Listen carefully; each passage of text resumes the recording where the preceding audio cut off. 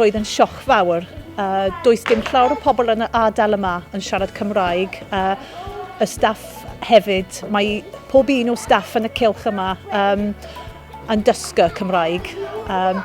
Mae Caris yn gynorthwyydd heb ei hael, mae rhaid i fi ddweud.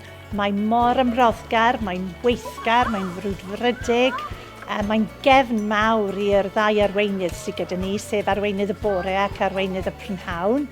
Mae hi'n cyd cynllunio gyda nhw, mae'n chwilio am syniadau trwy'r amser, mae'n gwneud ei hymchwil. Mae hi hefyd, y dweud y gwir, yn rhannu syniadau gyda ni staff yr ysgol am bethau gwahanol ac yn rhoi syniadau ni am bethau allgyrsiol i wneud hefyd. Mae hi, Caris, wedi dysgu'r iaith, a mae phlant hi hun wedi bod trwy'r system addysg Gymraeg a mae hi'n gwbl argyhoeddiadol felly o fuddiannau addysg ddwyieithog, a mae hynny wedyn, mae hi'n trosglwyddo'r argyhoeddiad yna, brwdfrydedd yna, i'r rhieni sydd gyda ni yn y cylch.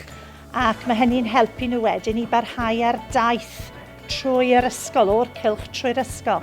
Felly mae'n wych fel yna'n hyrwyddo addysg Gymraeg. For me, both my children have been to Cylch, and seeing how confident they are in speaking in Welsh has been really nice. Caris is fantastic. She's won various awards like Bach y Iach, and yeah, she's just so passionate about Cylch. It's really lovely and it rubs off on the children. Mae Caris yn ffantastig. Mae yn gefnogol i'r ddwy arweinyddes, mae'n llawn ysbryd a mae'n ymroi i fewn i gyrsiau fel Bach a Iach a cadw'n heini, beiciau balans ag ati. Maen nhw'n tu hwnt o ffantastig. Just cyn Covid, hi oedd yn arwain ymgyrch Bach a Iach Powys yn y cylch, sef hyrwyddo byw yn iach gyda'r plant. Roedd hi hefyd wedi gweithio gyda'r rhieni.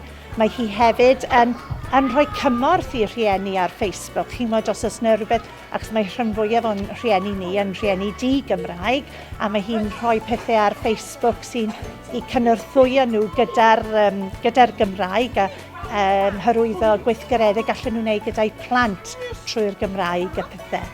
Mae'n gwneud gymaint o bethau, a mae llawer o pethau yna hefyd. Mae'n gwneud nhw yn ei hamser ei hun ac o'i gwirfodd. Mae Caris yn gweithio yn galed iawn. Mae Caris yn gweithio a ddim voluntary. There's a lot of work at home, codi arian i ni. Os dwi'n ennill, dwi'n wrth fy modd.